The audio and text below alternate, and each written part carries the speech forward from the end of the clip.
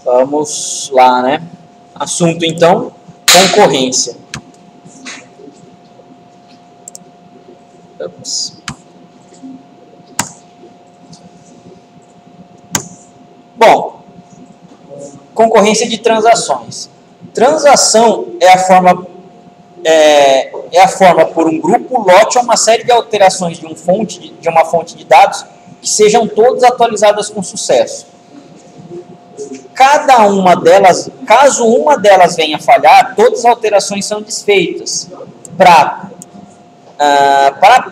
preservar a consistência dos dados. Deixa eu mudar aqui. Para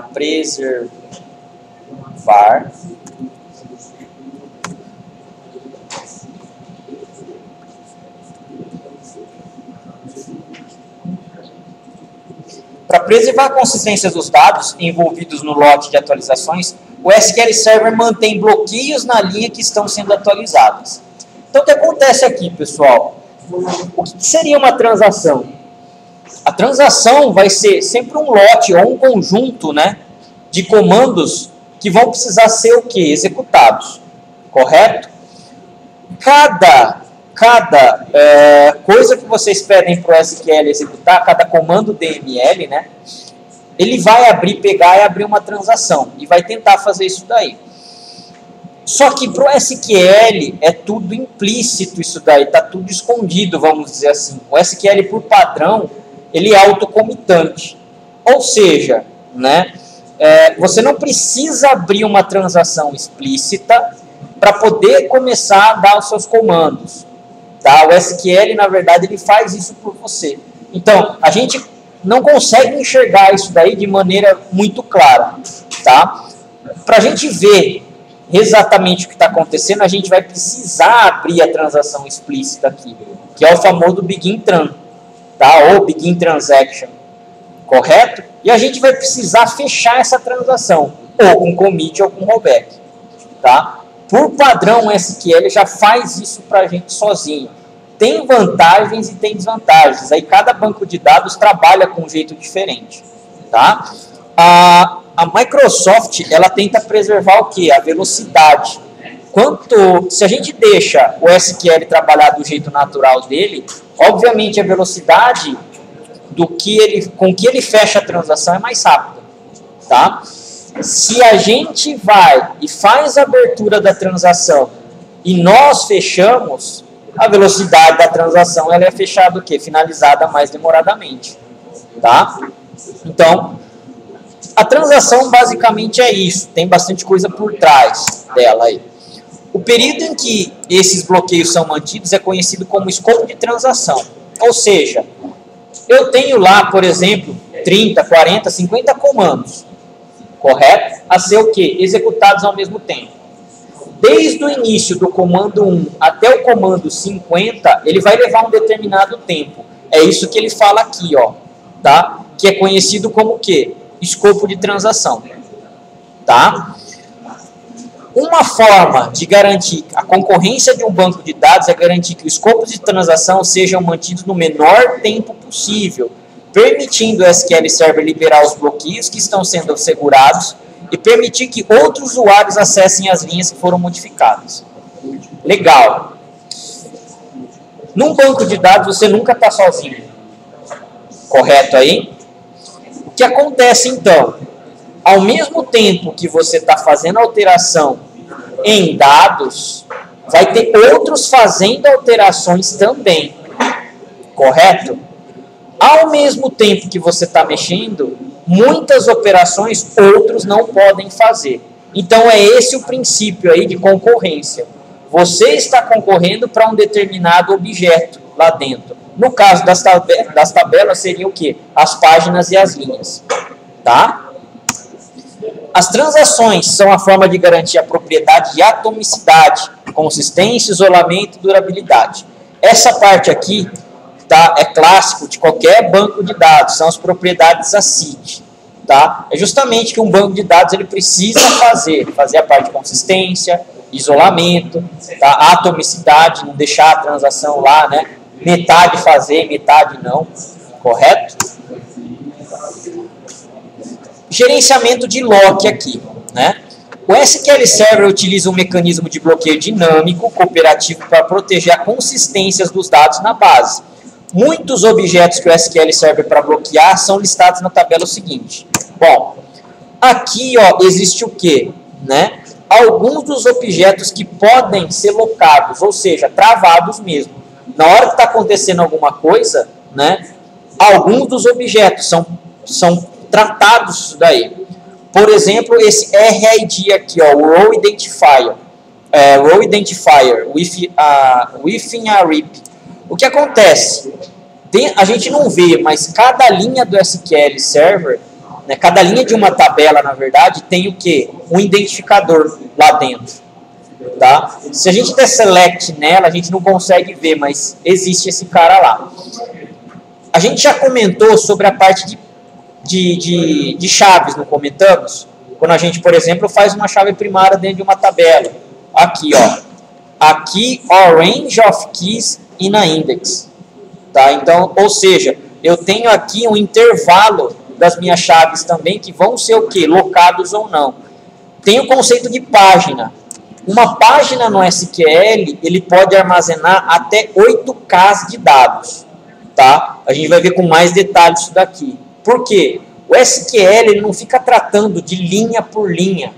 Quando a gente dá um select, então, ele não vai pegar uma única linha lá, lá no disco e traz para a memória. Ele já pega uma página inteira.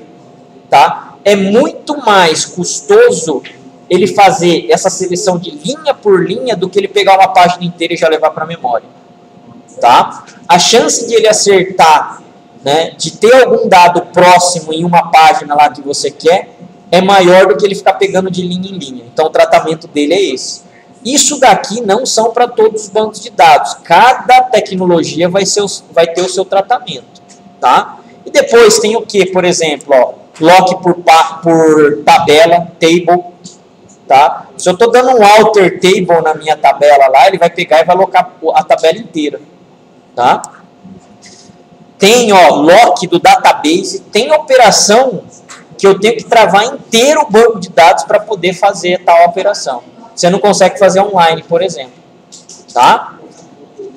Tem alguns metadados de sistemas, enfim. Aqui são alguns objetos que podem ser tratados aí com esses locks. Tá? O SQL Server vai tratar o número mínimo de recursos necessários para atingir o seu objetivo. Ou seja, vai existir uma hierarquia entre esses objetos aí. Qual é o maior? Quanto maior o grau, né, mais alta a hierarquia, mais ele vai travar para vocês os dados. Isso é conhecido como bloqueio multigranular. Ele vai tentar sempre pegar, então, o bloqueio mínimo de recurso. Ou seja, no caso, seria a parte das linhas. Tá? Devido a esse esquema, o SQL Server não deve apenas assumir bloqueios que ele necessita, como bloqueio de linha de uma página, mas também deve anunciar a sua intenção de bloqueios em níveis mais elevados. Então, a gente tem aqui, ó, isso daqui é como se fosse o quê? A hierarquia lá que a gente tem dentro do SQL. O primeiro cara que eu tenho é o nó root, tá? Ou nó raiz aqui, a página raiz. Dentro dessas páginas raiz, eu tenho o quê? A nossa tal de B-tree, ó. Ela está fazendo o quê? O balanceamento aqui das minhas páginas. Dentro das páginas, lembrando que uma página tem aproximadamente 8K de dados, não tem? Eu tenho o quê? Ó? Eu tenho linhas aqui, correto? Linha, linha, linha. Isso daqui está sendo representado ó, por T1, ou seja, uma transação. Tá? Provavelmente, se eu tenho um usuário que está mexendo nessas linhas aqui, um outro cara ele não consegue fazer o que? A alteração ao mesmo tempo nesse cara. Tá? Então é isso que ele está demonstrando aqui. Ó. Vocês estão vendo que aqui, do lado do cadeado tem um X? Esse cara é o que? Lock exclusivo. Se eu tenho um lock exclusivo, um bloqueio de exclusividade, ninguém mexe enquanto eu não terminar. Vai ficar esperando lá. Agora eu também tenho o que? Intend exclusive, ou seja, esse IX. O IX não está aqui na minha página. Ó. O IX tem a intenção de exclusivo. Ou seja, Dependendo da operação que a outra transação quiser fazer, o que acontece, ele deixa.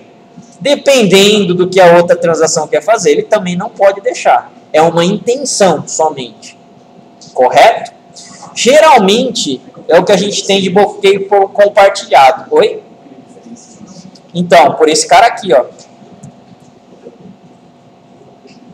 Pelos objetos. Tá? Nos objetos é que ele vai fazer o que? A aplicação, se é exclusivo ou compartilhado. Agora, como ele sabe? Através da operação. A operação, por exemplo, de atualização é exclusiva.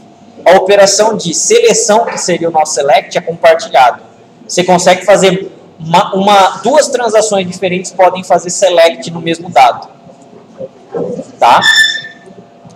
Bom, aqui o que ele está falando também, deixa eu ver mais. Isso seria muito custoso no caso de processamento, né? Por isso o SQL Server anuncia a sua intenção de níveis mais altos da árvore, colocando bloqueios de intenção acima da linha. E navega até a árvore raiz, até o root lá. Como você pode ver a segunda seguinte, que é o que a gente viu, né? Ao examinar logs, a intenção do SQL pode determinar rapidamente se há uma intenção de bloqueio exclusivo sobre a tabela. Ou seja, aqui, pessoal, o que acontece?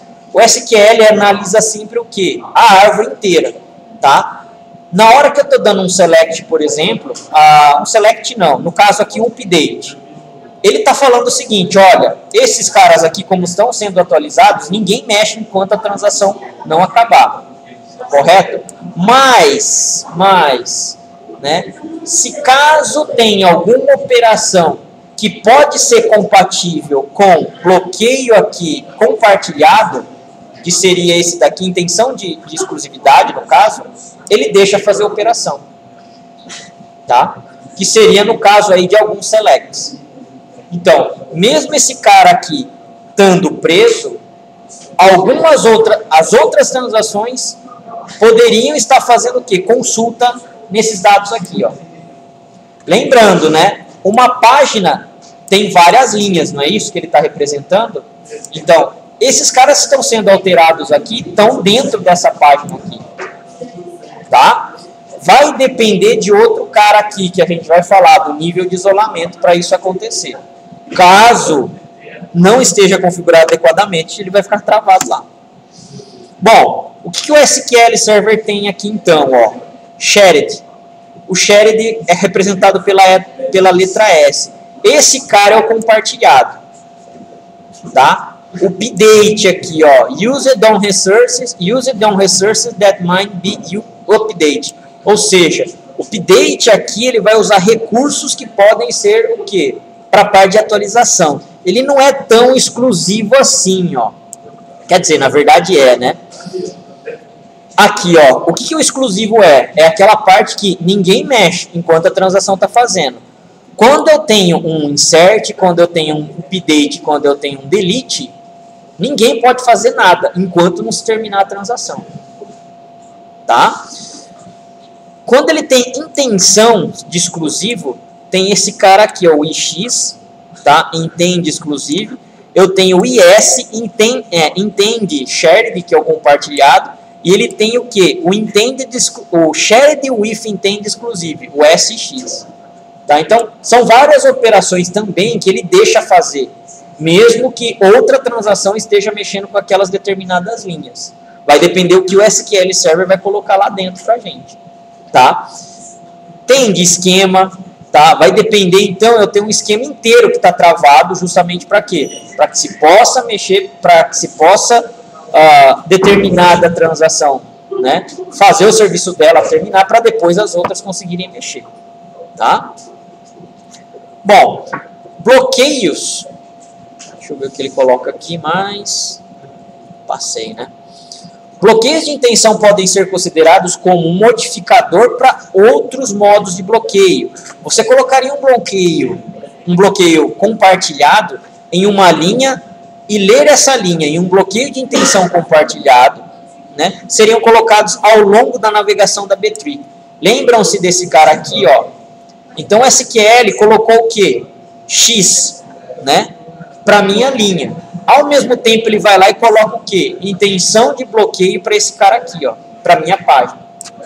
Tá? Dessa forma, você não precisa o quê? Bloquear a página inteira, o banco de dados inteiro. Ele vai granulando isso daí. Tá? Quanto menos bloqueio para ele, melhor. Mais rápido ele começa a resolver os problemas lá que ele tem. Tá?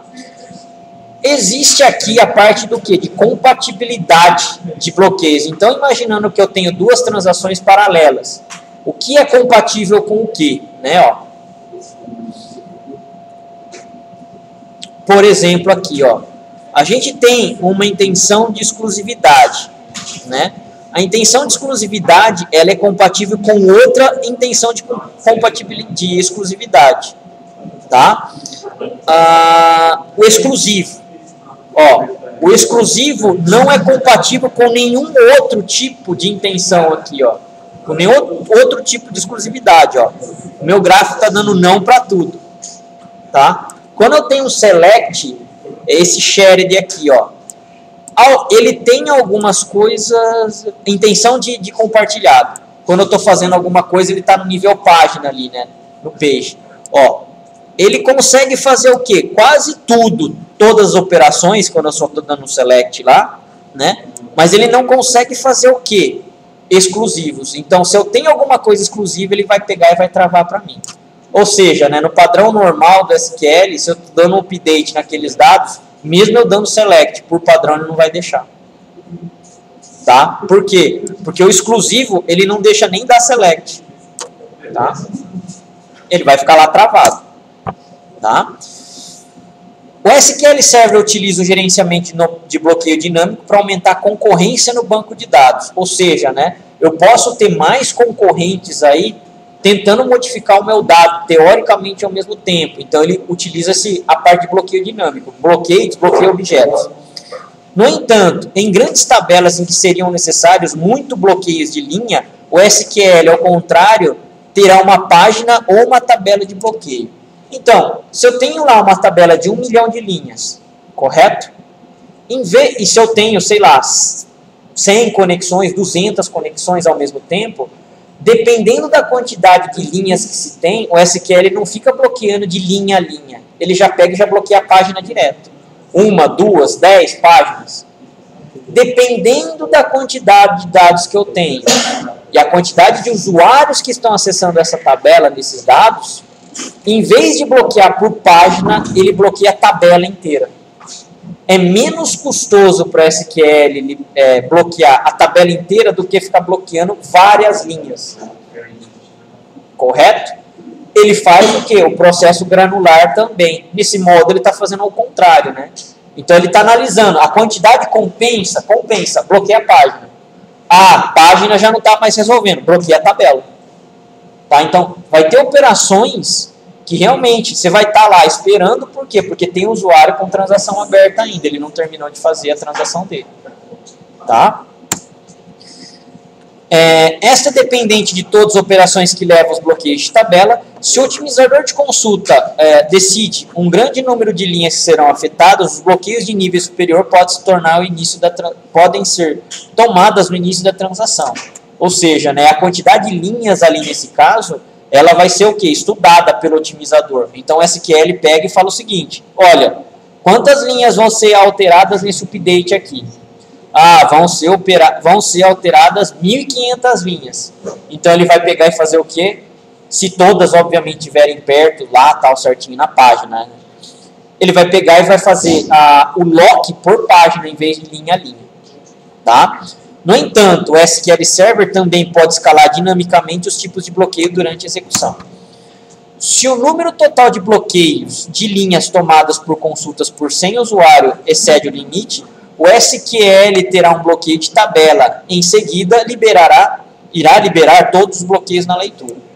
Tá? Então, dependendo da quantidade de usuários, se os usuários estiverem excedendo a quantidade, né, suportada lá pelo SQL, ele pega e faz o quê? O bloqueio da página inteira. Isso simplifica o gerenciamento de bloqueios, mas resulta na diminuição de simultaneidade. Ou seja, eu tenho usuários que vão ficar dependentes de outras transações. Para terminar a tarefa dele, é necessário que as transações anteriores terminem. Tá? Então, é um problema, na verdade é uma coisa assim, que você precisa gerenciar, a sua aplicação precisa ser o quê? Pensada nessa parte. Todos os bancos de dados têm isso daí, essa característica. Tá? Algumas coisas são necessárias aguardar até que outras terminem. Justamente por quê? Porque o banco de dados ele precisa trabalhar com aquelas características lá de ACID, atomicidade, certo? Ele vai falar aqui, ó, que genericamente, né, por recomendação da Microsoft, que todas as tabelas, né, tenham um índice cluster, caramba, aqui, ó, criado, né, em vez de ter tabela RIP aí para não ter o quê? Alocação. A tabela RIP, pessoal, é aquela tabela sem índice. Toda vez que você dá um select nela, ela tem que travar a tabela inteira, tá? Ela não trabalha com granularidade, tá? Linha por linha. Nesse caso, ele tem que travar a tabela inteira. Tem 100 mil linhas na sua tabela RIP, ele vai travar a tabela inteira. Trava mesmo e acabou. Tá? Oi? Ele não consegue navegar. Se ele não tem um índice, ele não consegue granular isso daí. Toda vez que você faz um select numa tabela sem índice, ele tem que ir do início até o fim. É uma table scan que eles chamam. Então é por isso que ele não consegue pegar só aquela determinada linha para travar. Tá? O índice é quem vai fazer esse papel de pegar só a página para o SQL carregar para a memória. Se eu não tenho índice nenhum, o SQL precisa ir lá desde o início da linha da tabela, né, até o final. Então é por isso que ele trava a tabela inteira. Tá? A ANSI especifica 4 níveis de isolamento. Cada um, né, tem algumas características específicas. Características do nível de isolamento são Dirty Read, ou seja, aqui ó, são os níveis que a gente tem, tá? Das características de isolamento. O Dirty Read, leitura suja que ocorre quando uma transação tem permissão para ler o dado de uma linha que foi modificada por outra transação em execução que ainda não foi comitada. Ou seja, eu tenho 2 transações aqui. A primeira transação, certo, modificou linhas de dados. A segunda transação está lendo essas linhas alteradas, mas a primeira transação ainda não confirmou e ele já está conseguindo fazer essa leitura. Tá? Isso é o Dirty Read, a leitura suja aí. Non-repeatable read. A leitura não repetitiva ocorre quando, durante o curso de uma transação, uma linha é recuperada 2 vezes e o valor dentro da linha difere entre as leituras. Aqui o que acontece? Eu tenho as minhas linhas alteradas numa determinada transação, certo? Durante o tempo que essa transação dura, né, eu tenho o quê? A recuperação dessas linhas novamente. Então, se eu tenho um update, por exemplo, de 5 linhas, no final da transação, ele vai verificar essas 5 linhas novamente. Por quê? Porque até aí deu tempo, talvez, de uma outra transação alterar uma dessas 5 linhas. Tá? Isso seria uma característica do non-repeatable read. Tá? Ele fala aqui, ó, a linha é recuperada 2 vezes, o valor dentro da linha difere entre as leituras. Se isso aconteceu, certo? Ele tem que tomar alguma decisão. O non-repeatable read, tá? Então ele tem que tratar isso daí. O começo da transação está consistente com o final da minha transação, dessas linhas, né? Ele vai fazer mais ou menos essa pergunta. A gente também tem o phantom read, né? Leitura fantasma ocorre quando, no curso de uma operação, 2 consultas idênticas são executadas e a coleção de linhas retornadas pela segunda consulta é diferente da retornada pela primeira. A gente tem 2 transações paralelas, correto? Existe a possibilidade que essa mesma consulta não tenha o quê? Valores iguais. Isso daqui é a característica, então, do phantom read. Tá? Faltou uma, né? Deixa eu ver. eu tenho a dirt, eu tenho a non-repeatable, eu tenho a phantom, e eu tenho a serializable. A serializable a gente vai ver daqui a pouco, pessoal, que é a leitura serial mesmo, é a mais segura de todas, porém eu não tenho simultaneidade nenhuma, né? O que ele fala aqui, ó, os níveis de isolamento e as características deles aqui. Aqui ele dá um quadro aqui cruzando, né, ó. O serializable é compatível com dirt read? Não. Com non-repeatable read? Não. Com phantom read? Não. Ou seja, é o mais seguro de tudo, tá? Fazer realmente as suas transações serem seriais. Agora, o repeatable read, né, é compatível com dirt read? Não. Non-repeatable? Não. Com phantom read? É. Né? O read committed, que é o padrão do SQL Server, é compatível com dirt read? Não. Mas é compatível com non-repeatable read e é com phantom read. Agora, o read uncommitted, você pode tudo aqui, ó. Dirt read consegue, non-repeatable consegue, o phantom read consegue. Aonde vai influenciar isso daqui na base de dados de vocês? Na aplicação, tá? Vai influenciar diretamente como a sua aplicação vai se comportar lá. Justamente porque é aqui que você está permitindo com que, qual é o comportamento quando eu tenho mais de uma transação ao mesmo tempo. Correto? Bom, níveis de isolamento, né? Read uncommitted, os dados que não foram efetivados podem ser lidos. Embora um bloqueio exclusivo ainda obstrua outro bloqueio exclusivo, operações de leitura ignoram o bloqueio exclusivo. Certo? Esse cara aqui a gente consegue simular no select. Tá? Read committed, esse daqui é o padrão da SQL. Um bloqueio exclusivo abstrai bloqueios compartilhados, assim como bloqueios exclusivos.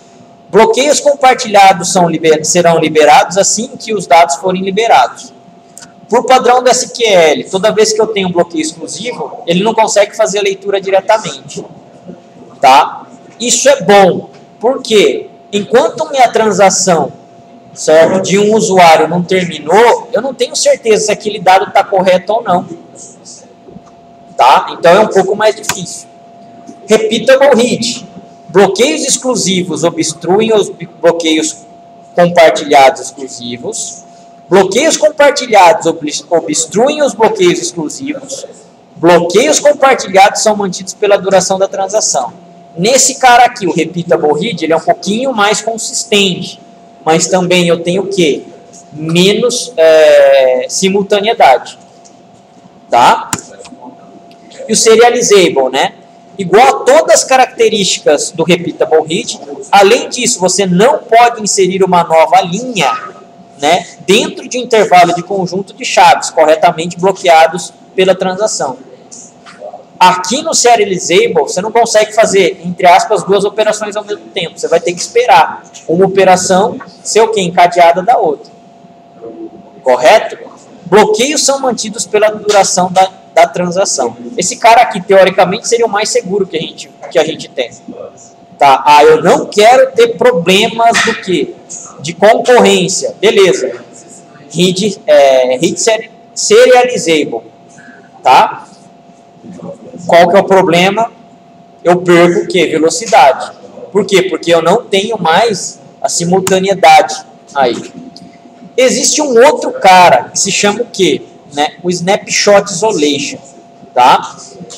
O recurso usa controle de versão de linhas para impedir que bloqueios... Deixa eu mudar aqui. Bloqueios...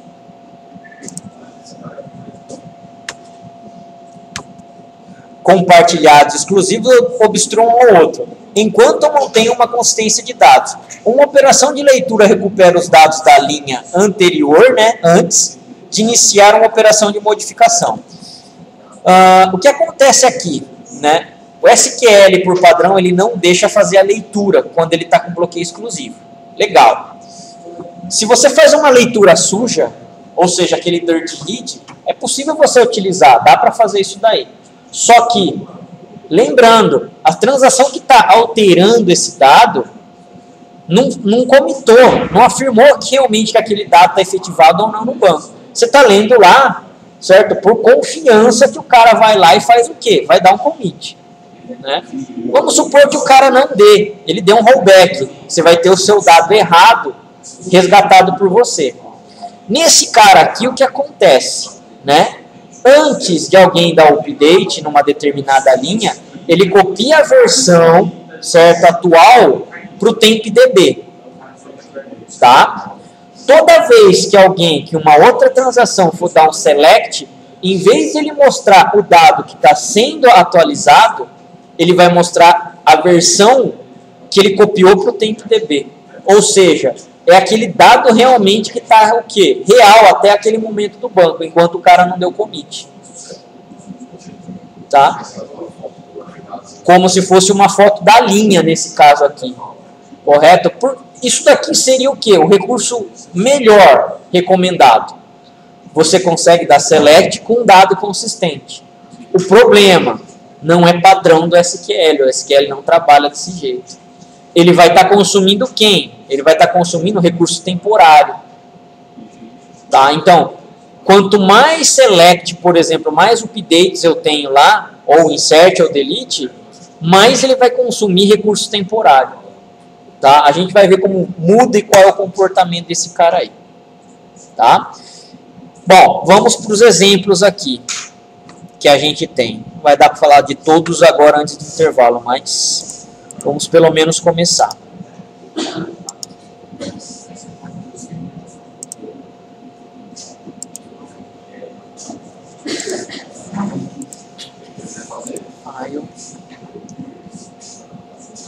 Concorrência e transação.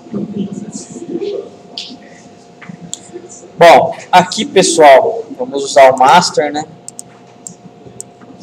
Ó, DBCC User Option, tá? Ele mostra o quê? Algumas propriedades, algumas opções que a gente tem aqui no SQL, tá? Uma delas é esse cara aqui, ó. Isolation Level. Tá? O padrão do SQL é read committed. Tá? A gente pode mudar esse padrão. É recomendado? Não, não é recomendado. Por quê?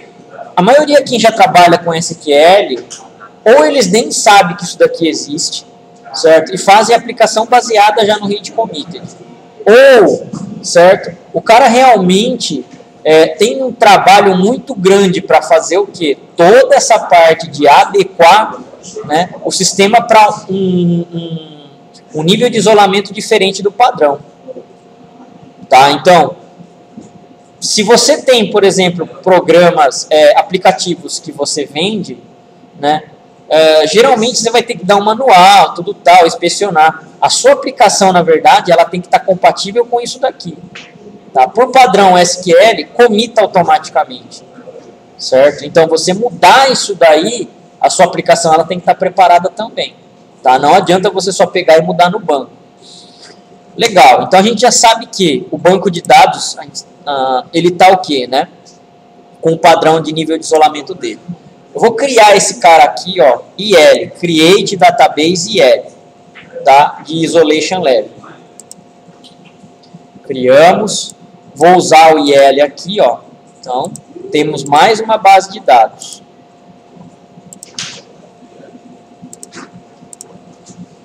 Ó, nosso IL aqui foi criado. Ok? A gente vai fazer o quê? A criação de uma tabela aqui, ó. Dentro do IL. E vamos inserir alguns dados. Aqui, ó, são os dados extremamente simples, tá? Se a gente for dar um select nele aqui.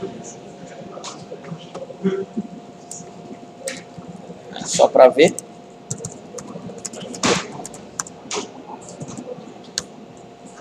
Beleza, ó, tá criado aqui com os nossos dados. Tá? Bom, não sei se eu vou usar agora, mas vamos criar já essa tabela aqui, tb.deadlock int aqui, ó, com um campo só. E a gente vai fazer a inserção de dois dados aqui, ó. Beleza. Também está criado, correto? Refresh nele. As duas tabelas estão ali, ó. Tá? O que ele fala aqui? Qual seria a simulação? Ó, begin tran. Esse cara aqui, eu estou abrindo uma transação.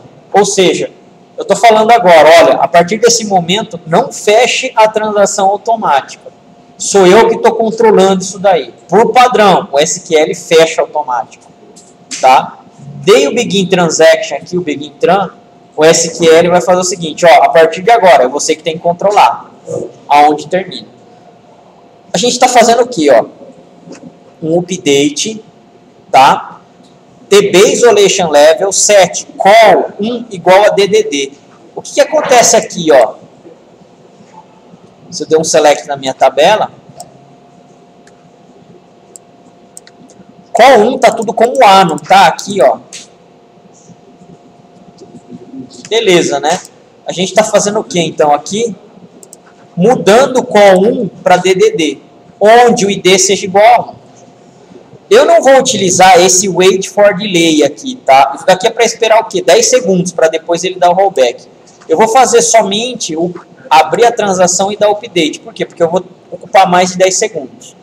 Então, ó, begin transaction, vou dar o update, ó. Legal. Essa transação está aberta ainda. Um usuário foi lá, abriu, está modificando lá, ó, a minha tabela, beleza? Está dando lá o update, só que não fechou a transação. Eu não dei aqui nem o rollback, nem o begin. Agora aqui, ó, eu vou rodar isso daqui numa conexão 2. Eu vou dar um new query aqui, ó.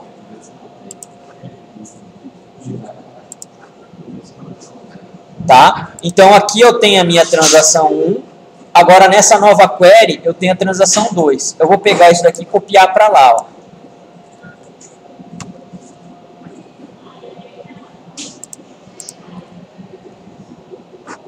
Ó, por padrão, o nosso banco de dados ele já é hit committed, tá? Como a gente viu lá no DBCC. Aqui, o que está acontecendo? Se eu quisesse mudar ele de nível de isolamento, seria com esse comando aqui. Correto? Não preciso nem executar esse cara. Por quê? Porque a gente já está no padrão. Só que eu vou dar um select aqui, ó, naquela tabela que o usuário 1 lá, a transação 1, está fazendo o quê? Alterando. Olha o que acontece. Ele me libera o resultado? Não. Por quê? Esse cara aqui, ó, o update, ele tem o quê? Exclusividade. Correto? Enquanto ele não terminar essa transação, não terminar o update, ninguém faz nada. Todo mundo fica o quê? Preso. Tá? Então, ó, a query 2 está executando ainda aqui, ó. Execute. E não vai terminar. Enquanto esse cara aqui, ó, ou não comitar, certo? Ou comitar ou der o rollback. Legal, ó. Vou dar o rollback aqui, ó. Beleza, destravou a transação. Agora, o que ele consegue fazer aqui, ó? Liberar para dar select na segunda transação. Tudo bem aí? Esse cara aqui, então, né, a primeira transação, o update, ele tem o quê? Nível exclusivo. Aí. Correto? Beleza. Então, fizemos esse primeiro exemplo aqui. Ó, agora aqui a gente tem o quê? Ó? Eu vou mudar, tá, o nível de isolamento, né, ó, da minha conexão 2 para quê? Para read uncommitted. Ou seja, vamos fazer aquela parte de leitura suja. Ó, mudei o nível de isolamento dessa conexão. Agora eu vou fazer aquele exemplo novamente, ó. Vou dar o begin tran aqui, vou dar o update novamente, tá? Vendo os dados, eu dei rollback, né, ó.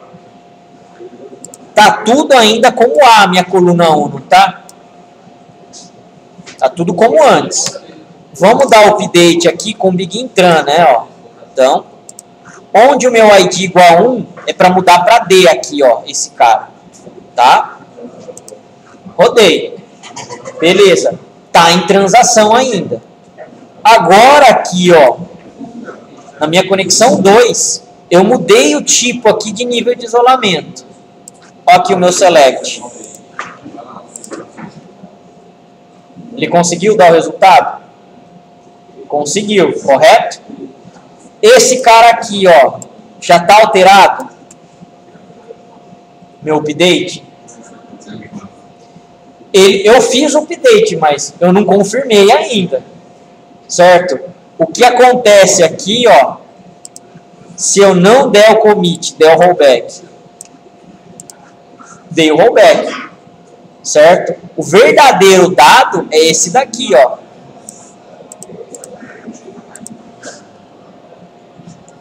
O ID1 aqui como sendo A. E olha só o que a minha conexão 2 pegou. D. Como se já tivesse alterado, como se eu já tivesse confirmado.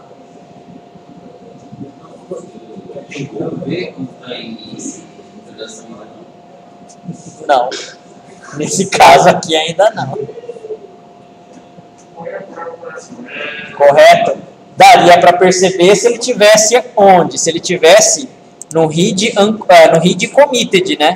Se eu tivesse travado, é sinal que está em transação. Agora no read uncommitted, já era, não tem o que fazer, né? Eu estou fazendo a leitura suja desse dado. Tá? Isso daqui a gente está fazendo com campo char, né? Imagina com campo, então, de cálculo, por exemplo. Qual é o perigo de você resgatar um valor errado? Tá? Então, tem que tomar cuidado nessa parte aqui, ó. Esse nível de isolamento que a gente está fazendo, né? Apesar de ajudar nessa parte de ele não prender a transação, a gente tem que ter ciência de que a informação ela pode estar não comitada ainda. Ok? Então, tem essa característica isso daí. Tá? Isso não tem muito jeito. O que mais que a gente tem aqui? Ó? Então, rodamos. Seria a mesma coisa, tá? Que a gente utilizar esse cara aqui, ó, o if no lock. Vocês já usaram esse negócio? Ele serve para quê? Justamente para ele não ficar travado lá na select. Tá? Eu vou ter uma série de tabelas. Está sendo o quê? Inserido dados, tá? Deletando dados. Correto? Mas se você não está fazendo negócio desse aí, você está.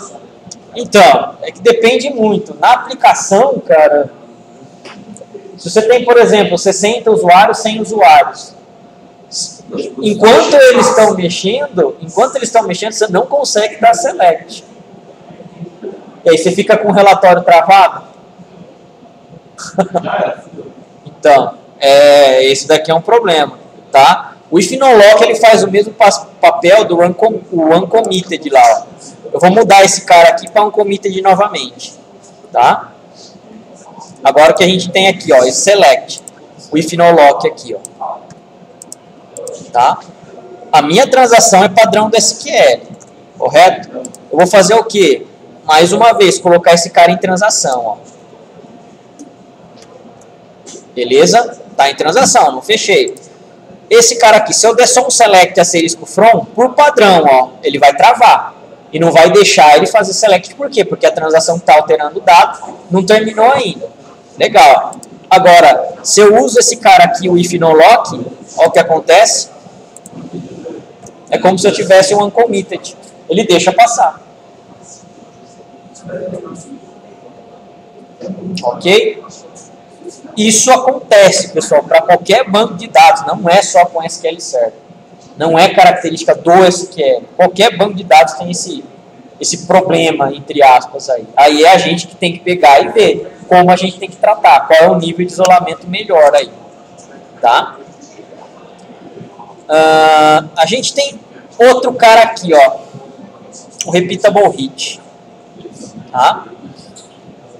Nesse caso aqui, ó, o que a gente está fazendo? Né?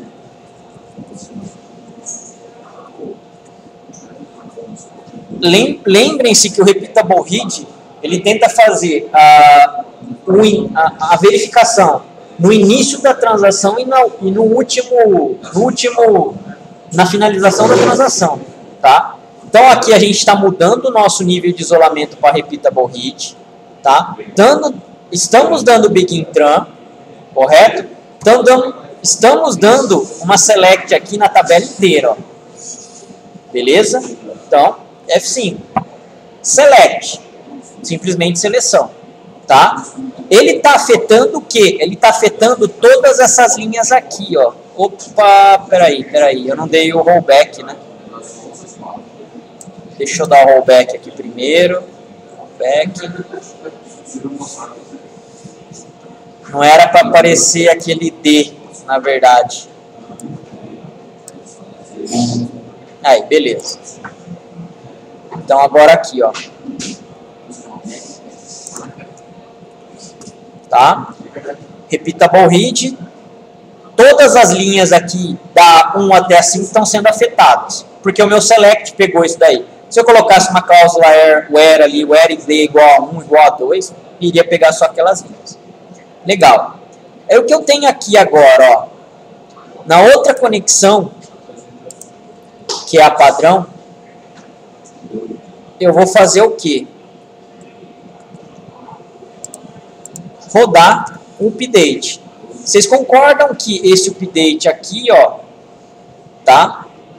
É da linha 1, que o meu repeatable read pegou, correto? O que acontece aqui, ó, enquanto aquele cara lá está em transação, das linhas que ele afetou, esse cara não consegue fazer nada. Tá? Não consegue fazer nada, ó, absolutamente nada. Tá lá a transação aberta e eu estou tentando fazer um update aqui, ó. Não vai deixar. Mas, se eu quiser fazer uma inserção, a inserção é uma nova linha, vocês concordam? Que ela tem um bloqueio exclusivo também. Só que aquele select lá, do meu repeatable read, não pegou essa inserção ainda.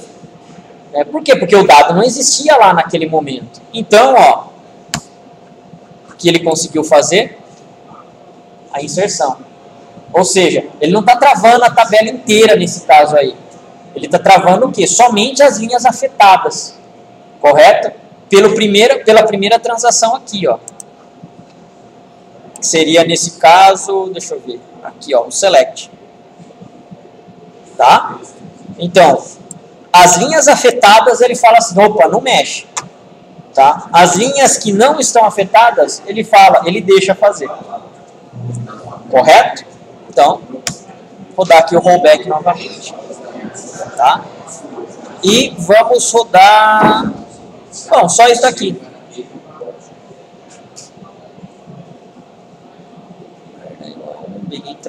É isso daí.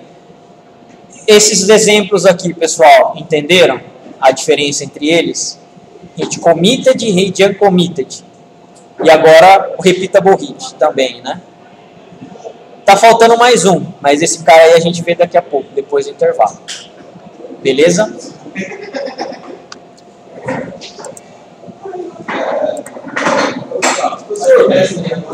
Oi.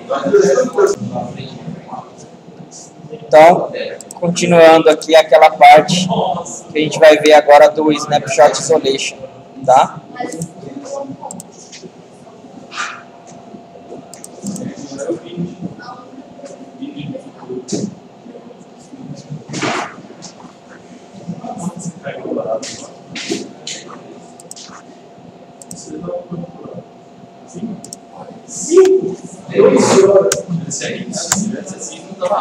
Bom, vamos lá então, pessoal. Existe essa opção ainda que a gente pode colocar lá dentro do configurar no SQL Server, que é o Snapshot Isolation Level, tá? O que ele faz? As linhas, né, que estão sendo alteradas na transação, em vez de ela ser alterada, entre aspas, diretamente, ela é mantida lá dentro do TempDB. Então, toda vez que eu tenho as condições, toda vez que eu tenho as linhas, antes de ele pegar e efetivamente fazer a alteração, ele vai lá e cria uma versão da linha dentro do TempDB. Tá? Uma vez que a transação foi iniciada, ignora todas as linhas mais recentes inseridas ou atualizadas na tabela. automaticamente o SQL Server ele consegue controlar quem é que estiver fazendo select exatamente naquelas linhas alteradas, ele vai lá e consegue redirecionar. Isso daí é transparente para o usuário nem sabe que está acontecendo isso, né? Então o que a gente tem aqui, ó, né? A gente vai pegar o Adventure Works e permitir com que ele fique com esse Snapshot Isolation On aqui, ó, né? Então, fazendo já o exemplo aqui, fechar ele, salvar e abrir o outro.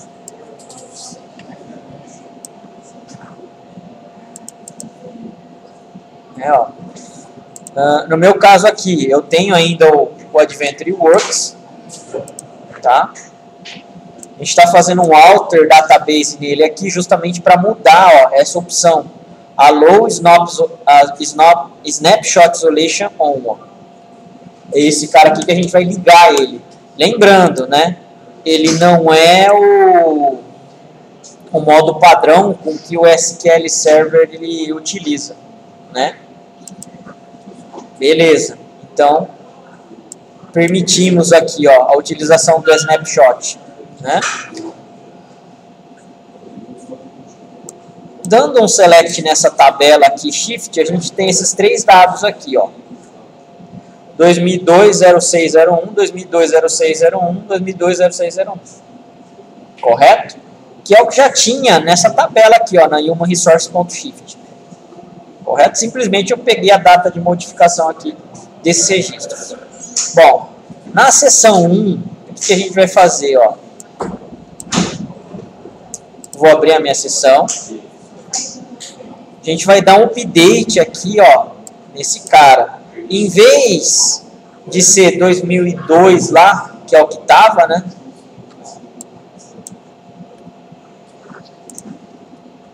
Correto? A gente está dando update para essa data aí ser a data de hoje, ó. Update, Human Resources.shift, set, modify date igual a get date.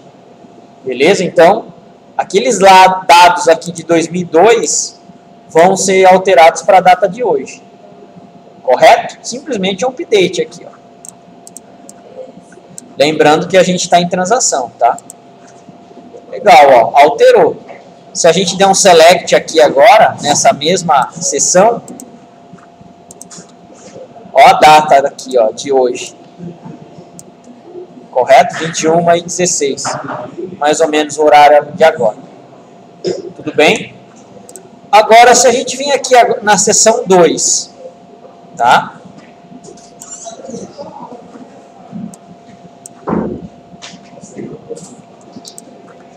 Então, abrindo uma nova query aqui, ó. Vamos mudar, né? Para que a nossa transação esteja nesse nível de isolamento aqui, ó. Snapshot Isolation. Tá? Agora eu vou fazer um select aqui, ó. Que dado que ele teria que mostrar para mim? A data lá de 2002. Por quê? Ainda aqui, ó, a gente não deu o quê? O commit nele, né? Ele está em transação ainda, não foi comitado. Então, o que ele está fazendo, ó? Ele está mostrando, ó, ele não deu lock, correto? E está mostrando o dado realmente o que está comitado, normal. Né? Caso eu dê rollback na operação, na transação 1, o que vai acontecer? Nada. Ele está pegando realmente o dado comitado aqui já. Tá? Então, ele não está mostrando o meu dado que sujo, né? Onde a transação 1 fez o update, mas ainda não comitou. Correto aí, ó? Então ele vai manter. Tá? O que ele está fazendo, né? Ele está mantendo lá, então, a linha dentro lá do TempDB. Obviamente, aqui a gente não está tendo nem recurso sendo muito utilizado. A gente está com uma transação. Mas num banco padrão, num banco de produção, né? Vão ser mais várias linhas aí, milhares de linhas até. Correto? Então, vai começar a consumir mais disco aí, com certeza absoluta. Tudo bem aí, pessoal? É essa parte do Snapshot Isolation que ele consegue resolver aí pra gente. Tá? Eu vou fazer o quê? Eu vou fazer o commit aqui na seção 1. Ó. Realmente eu vou alterar para a data de hoje esses caras aí. Tá? Fiz a alteração, vamos dar ainda aqui, ó, um select. Correto? Ó. Mas que estranho, né? Eu não dei o commit lá? Dei, né? Por que ele ainda está mostrando a data de 2002 para mim?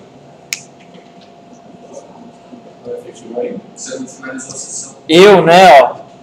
Eu ainda estou no nível Snapshot Isolation. Eu estou no Begin-Tran aqui, né, ó. Então sou eu que ainda preciso fazer o quê? Ou comitar, né, o que eu fiz, ou desfazer o que eu fiz. Correto? Por quê? Eu já estava dentro de uma transação quando eu dei o select, eu dei o Begin-Tran ali. Correto?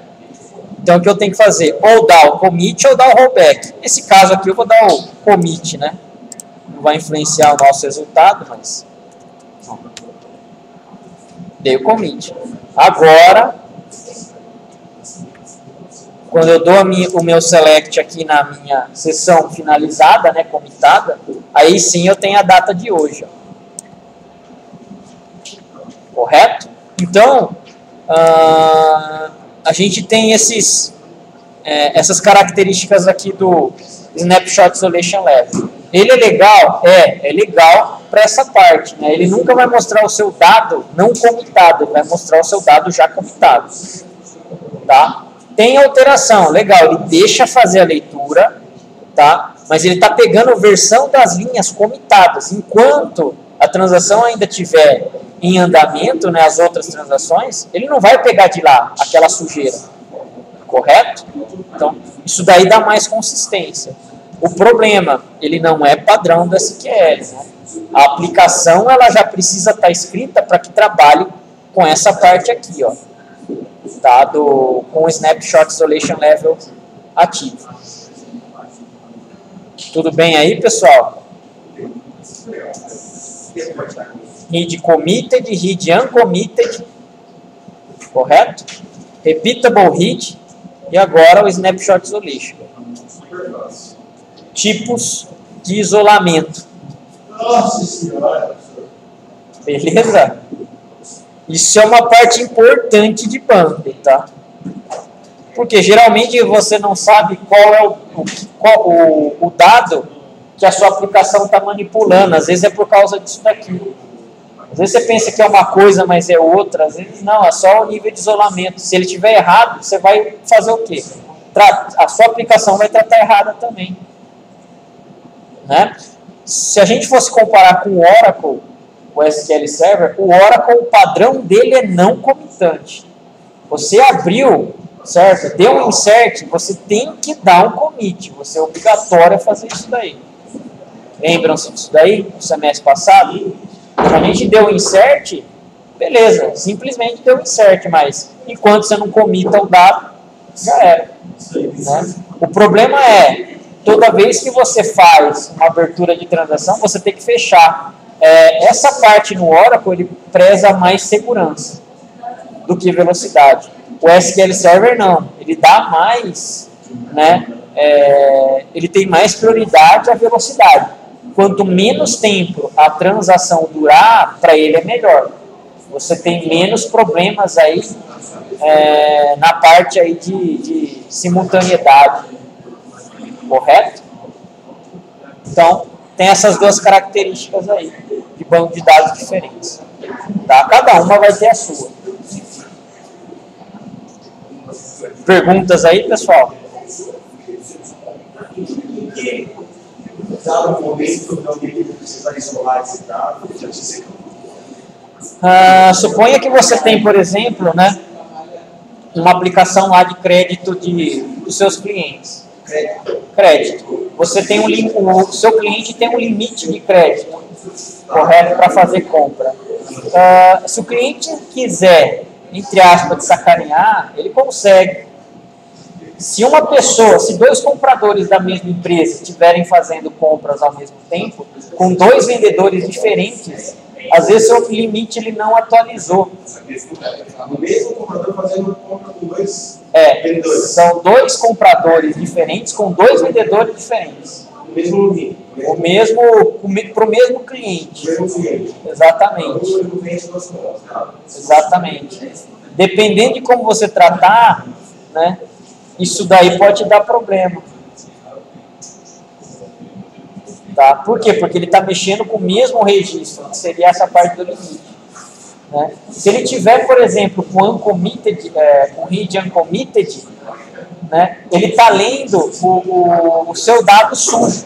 Você pode até ter alterado numa transação, correto? E não ter, por exemplo, desfeito, não ter efetivado.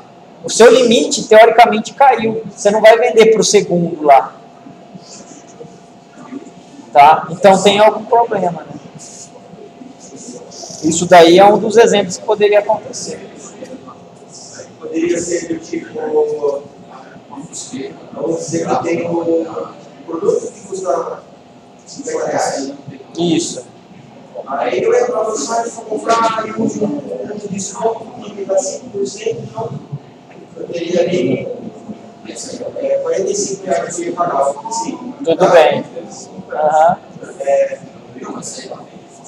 Se esse campo de valor, o valor final, eu poderia pôr ele como um dado isolado. Vamos supor assim, então, um exemplo que você está querendo dar nessa parte do cupom de desconto. Tá? Então, aqui eu tenho a minha transação, correto? O valor lá que você tem é de R$50. Certo? Você teve um desconto lá de R$5.